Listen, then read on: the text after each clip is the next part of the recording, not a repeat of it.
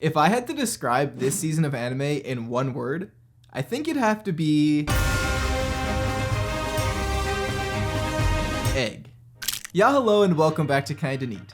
Now, I don't know if you've been paying attention to the news, but it's been officially confirmed that we are thighs deep in the greatest season of anime since fall 1972. I mean, Gotcha Game Man, Astro Ganger, and the Gutsy Frog? I'd give anything to be born just 2, 3, 25 years earlier, but as a wise frog once said, and that could not be a more accurate description of this lineup. We've got more highly anticipated sequels than Yotsuba could possibly count to. 5. Attack on Titan, the jaw-dropping, chart-topping, albeit briefly, finale to the most monochromatic anime ever produced. I mean, just watch this clip from the new season. Have you ever seen Beiges this beige? I honestly could not tell you the last time that I've had such bad carpet burn on my chin. The animation, the acting, the music, holy the music. Usually when an anime builds up a world this complex, things just sort of fizzle out. But my god, the ups and downs of season 1 to 3 were literally just a slow burning fuse leading toward...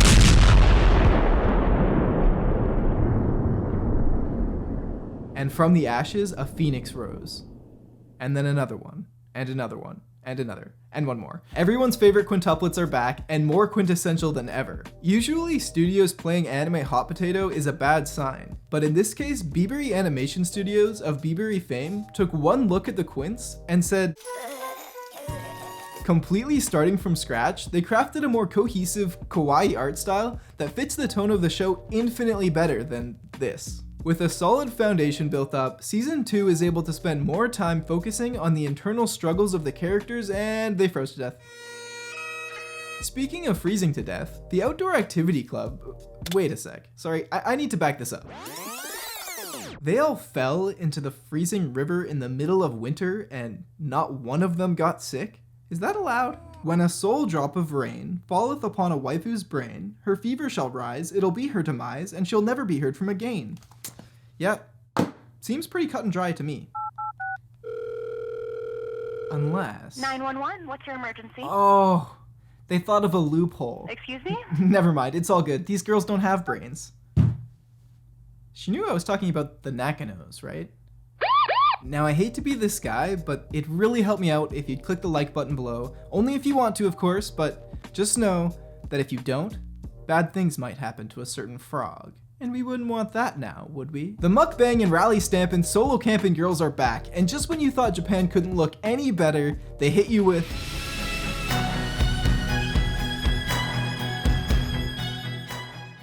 Even though I could probably spend the rest of my life watching Rin sit next to a lake, they've really managed to mix things up and send the girls on all sorts of new adventures while still maintaining the essential Yuru vibes that makes the anime so special. Speaking of maintaining essential vibes, the Promised Neverland is back and has somehow managed to be even more than season 1. Come at me. They've completely stripped the show of everything season 1 had going for it. They removed the spooks, they've proved that there's nothing at stake, and worst of all, they've given 7-year-olds deadly weapons. Though I will give them props for designing one of the scariest creatures in anime history. Nat. And unfortunately, Netflix has no chill, so Beastars Season 2 won't be out in Canada until July. But holy shell am I ever excited to see what's become of this good boy.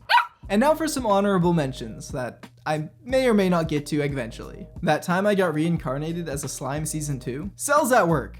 Not to be confused with cells at work. The extra exclamation mark makes all the difference. And Non Biori Season 3. Finally, we can talk about what really makes this season of anime so special. The original, the gorgeous, and the extreme. Ska Infinity. Just joshin', this show was actually my biggest letdown of the season. When I heard Studio Bones was working on a sequel to the classic anime Zeke and Luther, I could not be more excited. As an ex-skater boy myself,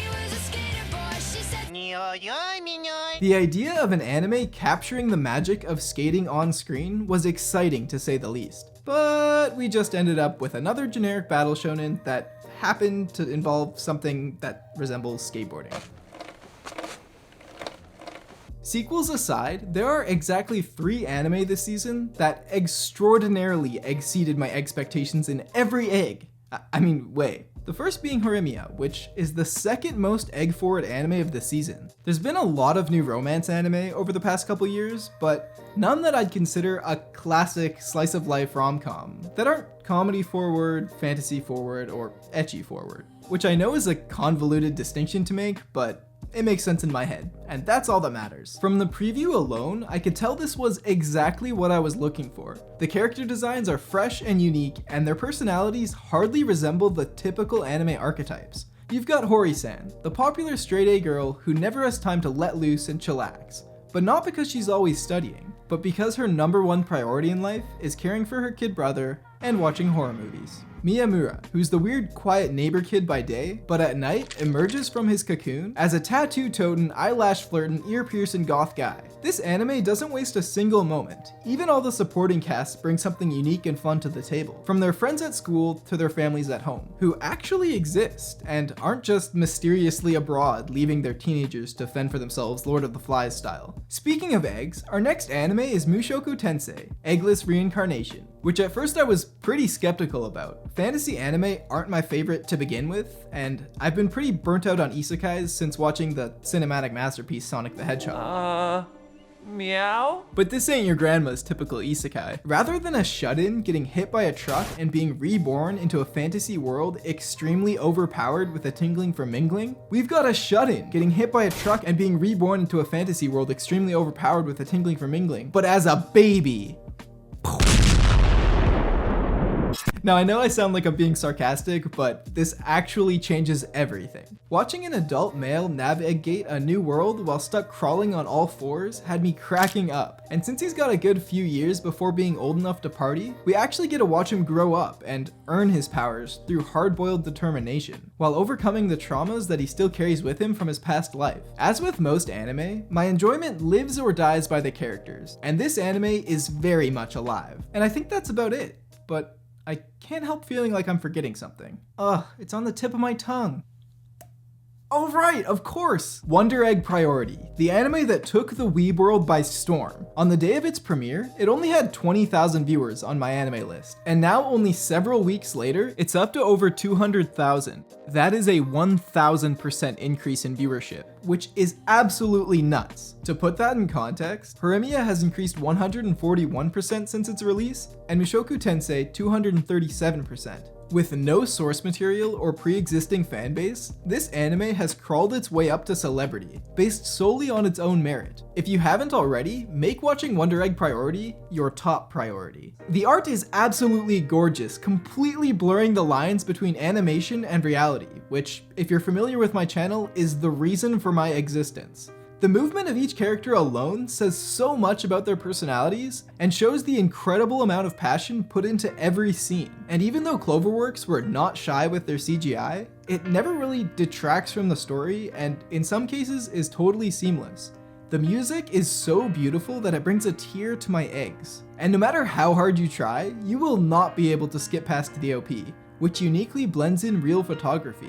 But really, this anime is all about the characters. It almost doesn't matter what's happening on screen as long as one of the girls are involved. They all have so many layers to their personalities, and just when you think you understand them, a bomb is dropped revealing some new truth about them, or at least what they want to present as truth. The world they build is strange, to say the least, yet incredibly beautiful and full of life, despite the story taking place within it being so dark. And most importantly, egg. If you enjoyed this video, please consider subscribing. If you haven't already seen my tour of all Japan's prefectures through anime, I think you'd really enjoy it. Thanks so much for watching. He said me how me manoi.